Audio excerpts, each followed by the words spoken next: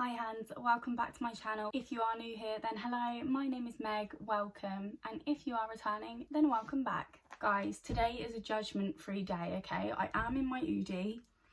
I don't want to hear anyone complaining about that, alright? Today's one of those days where it's just dark outside, like it's just not been light at any point today. Daylight has not been seen in the UK today, because it's just rainy and dull outside, and to compensate for that, I am just living in my Oodie today, so I hope everyone's okay with that. On the subject actually, Oodie currently have up to £35 off their Oodies as part of their Black Friday sale.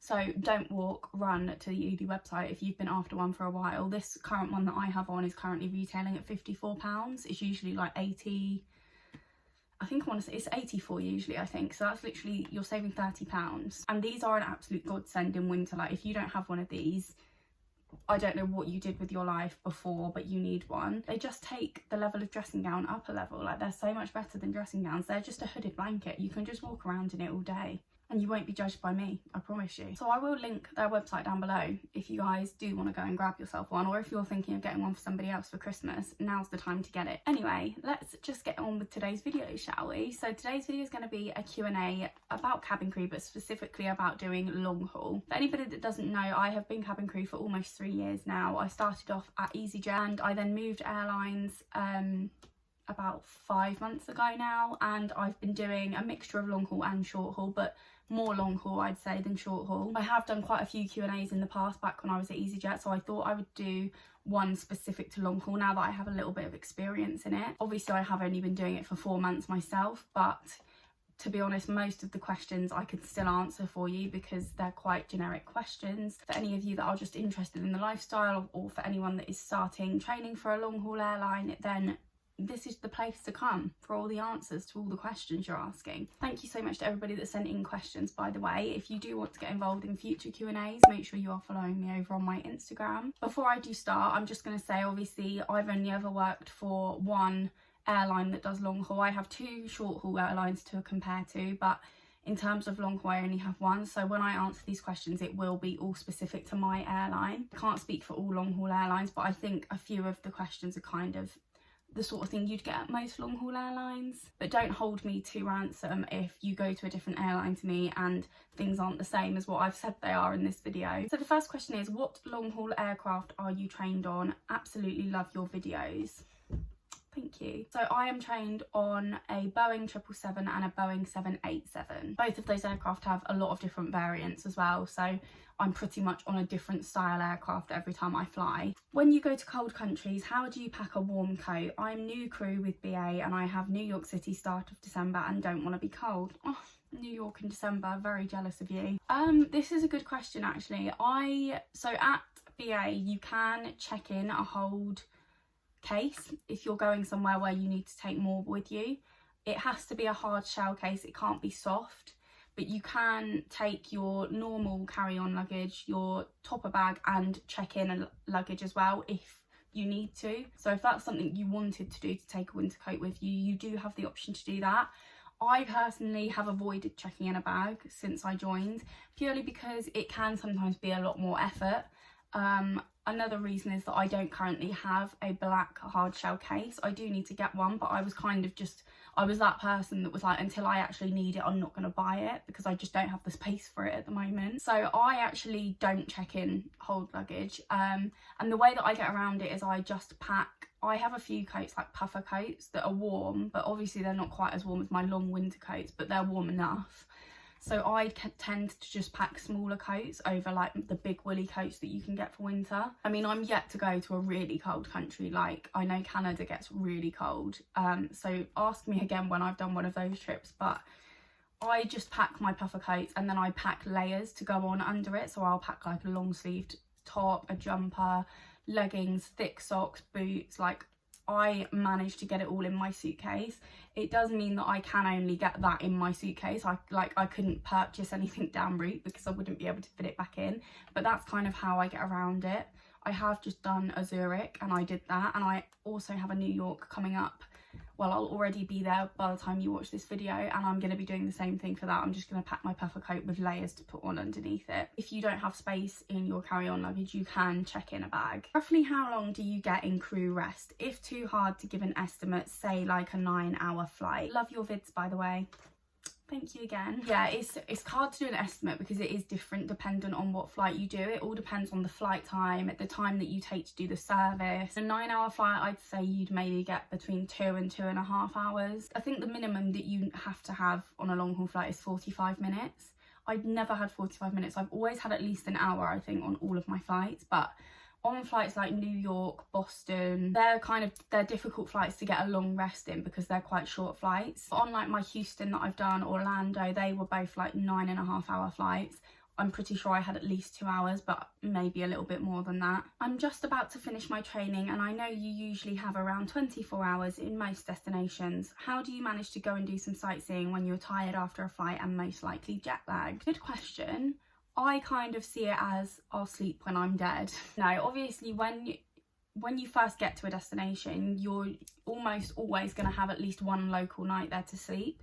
So if I get somewhere and I know that I've got a night's sleep after it, then I will just go out and do something despite being tired. Like, I'll just keep myself awake. I'm very much the person that adjusts to the time zone of the country that I'm in. I don't stay on UK time, because if I did that, I would end up being asleep when it's daylight and awake when it's the middle of the night, and that's not good for anyone. So the best advice I can give you is when you get to a destination, provided of course you are still within like daylight hours, or at least hours to go and do something. If you get somewhere and it's like 11 o'clock at night, you might just want to go straight to bed. It depends where you are, I guess. If you were in like Vegas or somewhere like that, the night is still young at that time. But most destinations, if you get somewhere really late, then I just go straight to bed. But if I get somewhere and it's like 4 o'clock in the afternoon, for example, I would just keep myself awake and go out and do something, because the way I see it is I'm not going to get to go to these destinations without doing this job, okay? I'm not made of money. I can't afford to go to the majority of the places that we fly to. So I want to make the most of it when I'm there, and being tired to me is like a minor thing. It's important to sleep before your flight back.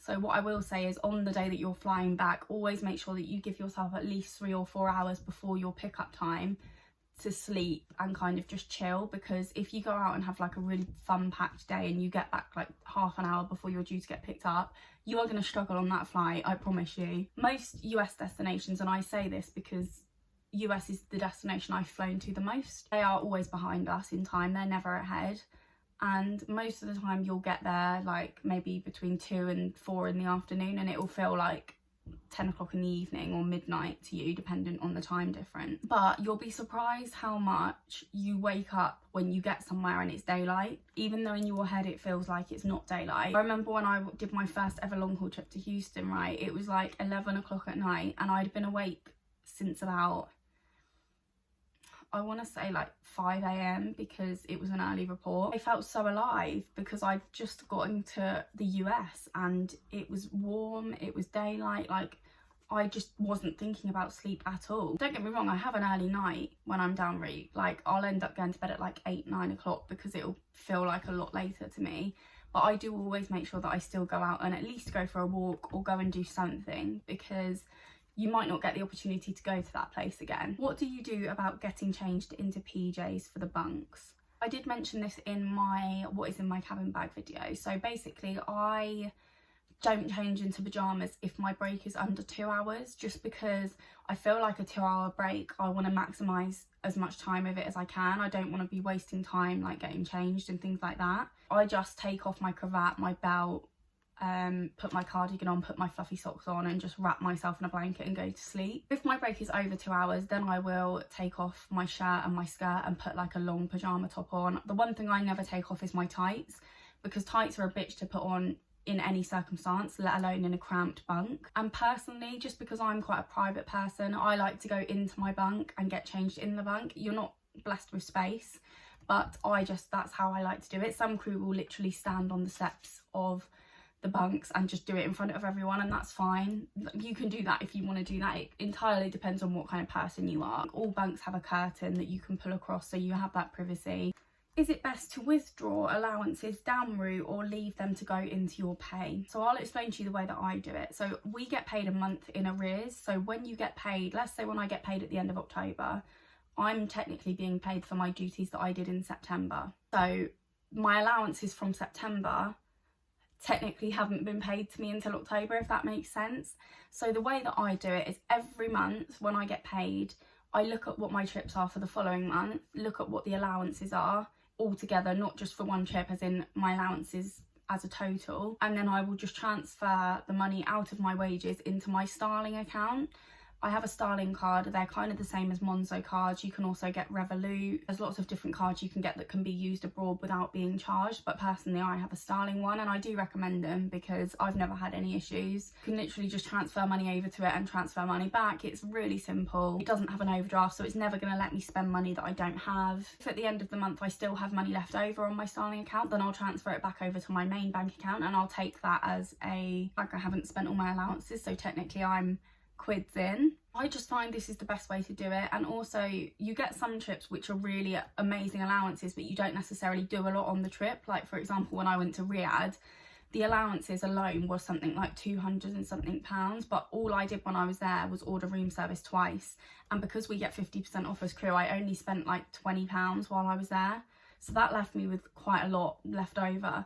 So if say there's a certain trip where you don't spend all of your allowances, you can then carry them over to your next trip when you might go over your allowances, because let me tell you, places like New York, very easy to go over your allowances because you just want to go out and do stuff constantly. If you do like day trips where you rent a car, it can be quite expensive sometimes and it doesn't always get covered by your allowances, so it's good to have the option to use allowances from trips you've already done, if that makes sense. We do have a system at my airline called Host, which is basically where you can go to any hotel, well, not any hotel, they don't all do it, but a lot of them do. You can go up to the desk and ask to draw out some money on Host, which basically is they'll give you money. You can take out as much as you want, but whatever you take out gets taken out of your wages the following month. So it's kind of, if you only draw out your allowances on Host, then it works kind of okay because you're only losing what your allowances were anyway. But because there is no limit, crew will often take out more than their allowances and they'll end up losing money the next month. So personally, I would say stay away from Host and just do it the way I do it, but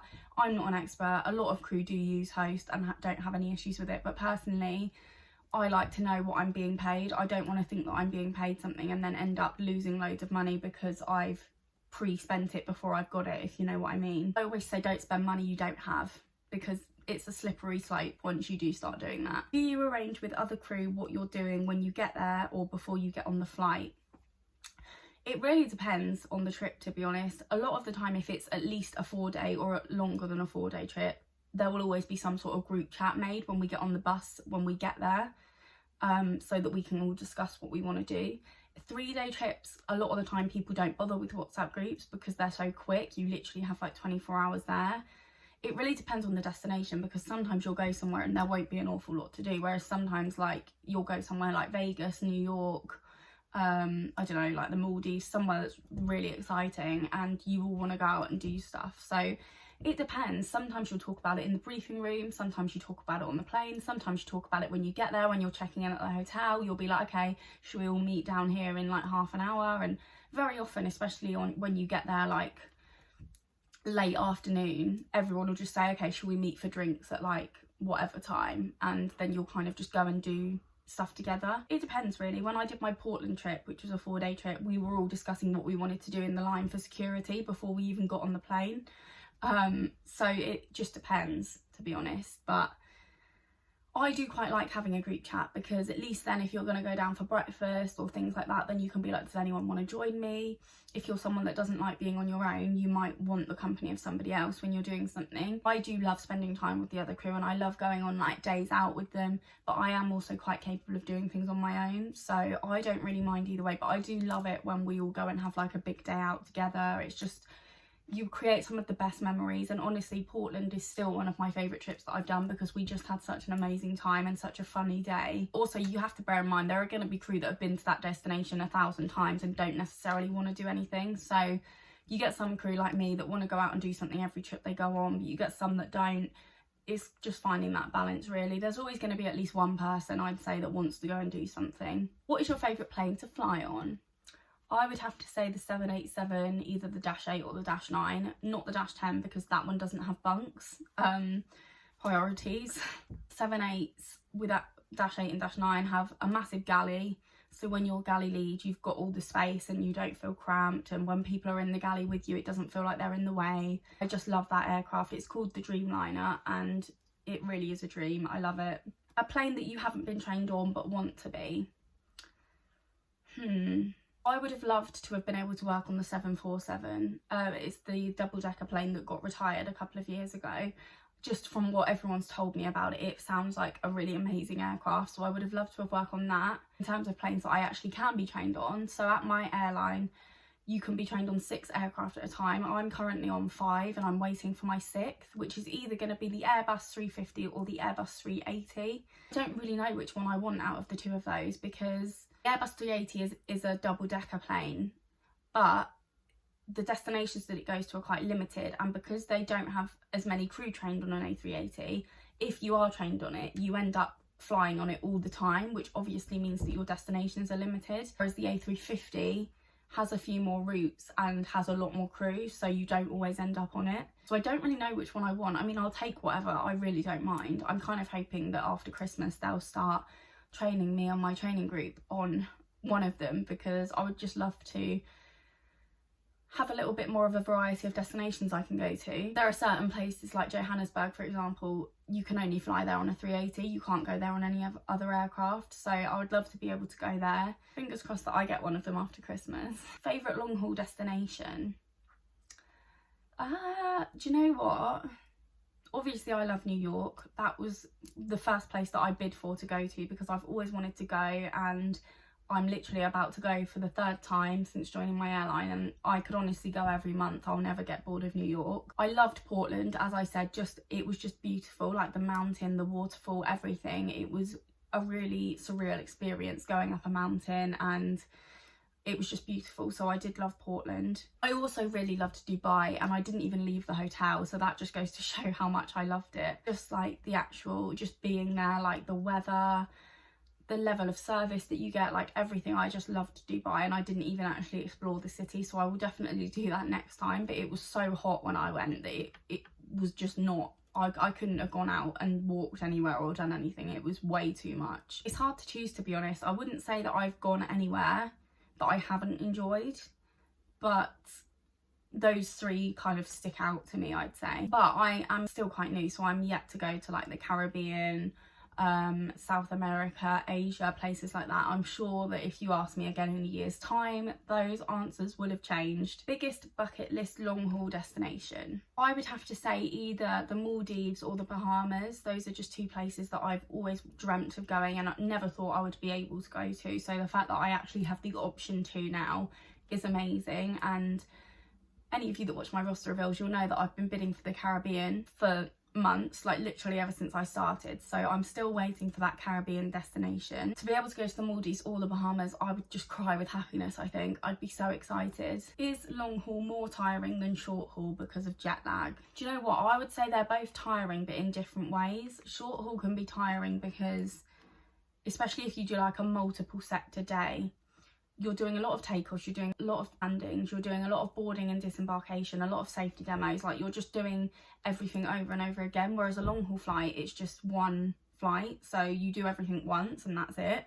I would say that short haul is tiring in a way that a normal long day at work is tiring, but long haul is tiring in a completely different way, because you obviously get to a destination and they're on a completely different time zone to what your body clock is on. And then obviously night flights as well, flying back through the night and missing a night's sleep is very tiring. I can't lie to you, it's worth it because you've just been to an amazing destination and had such a good time.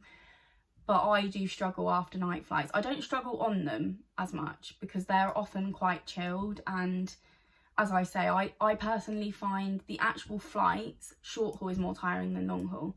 But the aftermath of the flight, I would say long haul is more tiring. Sometimes, especially after you've done a night flight, you'll get back like early in the morning and you just sleep for the whole day because you're just exhausted. Don't make plans on landing day, guys. Don't ever do that because you won't be making those plans, I can tell you that. I actually did go to my sister-in-law's baby shower a few weeks ago when I got back from New York, and I didn't have time to sleep before going, and by the time I got home that evening. I was dizzy, I was delirious, like it felt like I didn't exist. Like it felt like life just wasn't happening. I was that tired. So I would definitely not recommend making plans on a landing day unless they're like really late at night when you're going to have slept for the whole day. How did you cope with being pushed back? I'm struggling to keep positive. Oh my god, I feel so bad for you. Like, I'm so sorry that you're going through that, and I completely can relate to you. It's very, very difficult to stay positive, and I absolutely didn't. Like, I can promise you, my mum, my boyfriend, everyone that is close to me will tell you I was not okay. I was crying, I was angry, I was having a go at people. Like, honestly, I remember it very well, and I feel for you that you are now going through it, and everyone that is going through it, because I know that it's happening to a lot of people. Yeah, I can't tell you how to cope with it, to be honest, because I didn't cope with it myself. It's incredibly frustrating, it's disheartening, it makes you want to withdraw your application. I almost did withdraw my application. The best way that I can tell you to deal with it while it's happening is just think of the end goal, because I promise you, when you get into that training academy and then when you get your first roster, you get on your first flight, it will all be worth it, and it will be just a distant memory to you. Like, it won't even feel like it happened anymore. It is worth it in the end, I promise you. All good things are worth the wait, but I completely understand how you feel, especially when you feel so helpless to the situation. Like, you feel like there's nothing you can do, but at the same time you feel like, why am I being pushed back? What is the reason?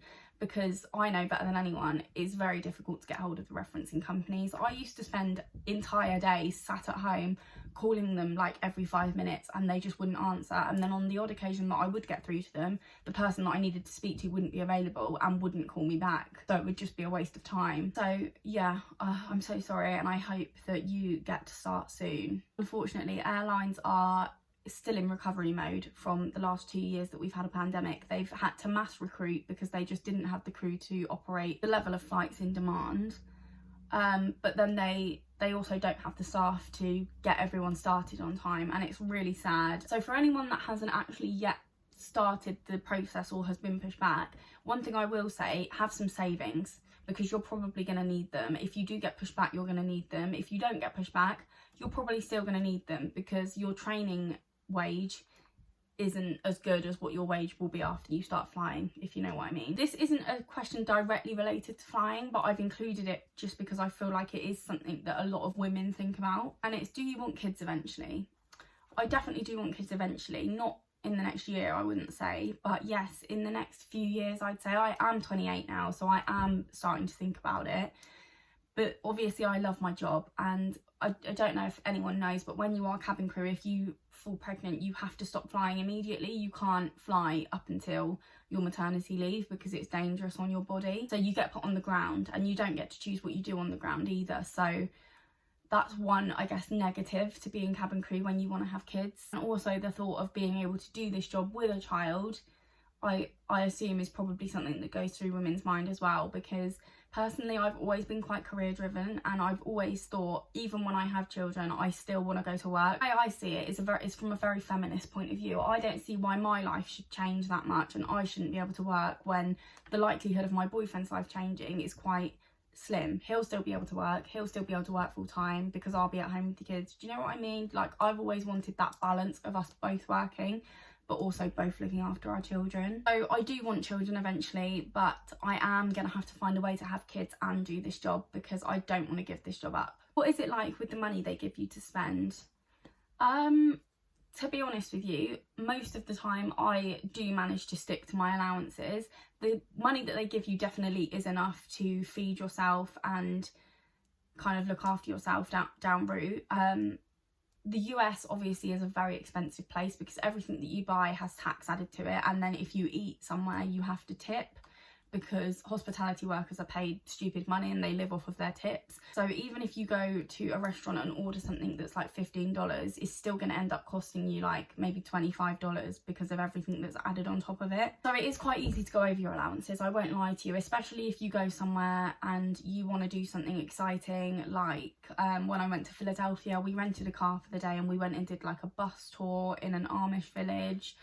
When you do things like that, you do end up spending more than what you're given to live off of. But like I said in my question about how you live off of your allowances? I think that was what the question was. Or how do you withdraw them? The best way you can do it is put everything into one account, and then that way money that you don't spend on a trip you can spend on another trip. Obviously you can self-fund as well. Like if you do end up going over your allowances, you can use your own money, but then it just means that you're going into your own money that you're kind of living off of at home, if that makes sense. It's a slippery slope. You do have to be careful, but then I'm also of the mindset that like I just want to do things in these countries. There's no way that I'm just going to sit in my hotel room with a pot noodle to save money, because at the end of the day, how many people can say that they get to travel to these places for their job? Not many people. So I will never be that person that sits in my hotel room and has a pot noodle for dinner because I don't want to spend any money. Do you do a service constantly for about 8 hours, or what other things do you do on board during such a long journey? Absolutely not. Obviously I can't speak for all airlines, this is just my airline that I'm speaking of. We do our meal service when we take off, so we do a bar service first, then we do a meal service, which is the hot meal. We clear in everyone's trays after they finish, we do tea and coffee, and then after that we eat. So we will have our food. That doesn't count towards our break, that's before the breaks start. And then after we've had food, the first breakers will go on their break, and then the second breakers will do like just general things like juice rounds, toilet check. Also, if you're on second break, you have to restock the bars and do paperwork for the bars. It sounds very complicated unless you actually do the job. When they first told us this in training, I was like, I don't understand what you're saying to me. That's what the people on second break do. And then generally you just kind of chill, observe the cabin, but you don't do another service when the other crew are asleep. We all have to be off break to do another service, if that makes sense. The only thing we would do is a juice round, which is literally just walking through the cabin with a tray with loads of juices on it and offering it to people. And then when the second breakers go on break and the first breakers come off of break, they basically just start preparing the galley for the second service, which we do after everyone is back from break. The second service isn't a meal. I think there's some destinations we do where they do get 2 meals, but majority of them it's just like a hot snack and a drink. But then after the second break has calmed down and everybody is now off break, we go out and do a second service, which is usually about an hour and a half before landing. And after we've done that, we start preparing the cabin for landing, and that's it. That's why I say long haul is easier, because there's just such a routine to it that it's just easy. Like the first like 2 or 3 hours of a flight always goes so quickly because you're just doing the service the whole time. By the time you actually stop to eat, it's been like 3 hours since you took off. Then you're either going on break or the others are going on break. So by the time you come off your break, more time has passed. Like it's so easy, honestly, in comparison to doing there and backs all the time. It is so easy. That's what we do at my airline, but I know that there are other airlines that do a lot more services than we do, like Virgin I know do, Emirates do. But personally at BA, we just do the 2 services and then just like juice rounds and things like that. Can you bring liquids back from the US? Yes, you can pretty much bring liquids back from anywhere as crew. It's only the UK that cares. So you have to have your liquids bag and your 100 mils for going out of the UK. What is the one item you never forget to pack? I would definitely say my fluffy socks for a long haul trip, because the difference fluffy socks make when you're cold in the bunks is heavenly. There's something I'll always use. Even when I don't change into pyjamas, I'll always put my fluffy socks on. So if you don't have a pair of fluffy socks, make sure you've got some for a long haul flight. And the last question, are the hotels nice? They're all at least 4 stars, I think. I think that's the way it works. And yes, majority of them are lovely, amazing. Like some of them I've been to, like the Dubai hotel, oh my god. There's no way I would have ever stayed in a hotel room like that off of my own back, you know what I mean? Like when I saw that hotel room, it was insane. So some of them are like absolutely breathtaking and you think, oh my god, as if I'm staying in this hotel. Some of them are very bog standard and you might not necessarily choose to stay there yourself if you were going on holiday, but at the end of the day it's a free hotel, so I'm never going to complain about any of them because it's free accommodation. I'm being paid to go there and I'm being given money to spend while I'm there. So majority of them are lovely, to be honest. I've not had personally any bad experiences with any hotel. Okay, so that is the end of this very long Q&A, guys. I hope that I have answered all of your questions. If you do have any other questions that I haven't answered, please do leave them in the comments down below. It might be that someone else was wondering the same thing and then I can answer it for everybody. Thanks again to everybody that sent in questions. My next video is going to be, drumroll please, my December roster reveal, and I know you've all been waiting to find out if I'm working Christmas, so don't worry. in a week's time or a few days, depending on when you're watching this, you will be finding out my December roster reveal. So if you don't want to miss that, then please do make sure you are subscribed. If you like this video, please give it a big thumbs up. Thank you all very much for watching, and I will see you in my next video.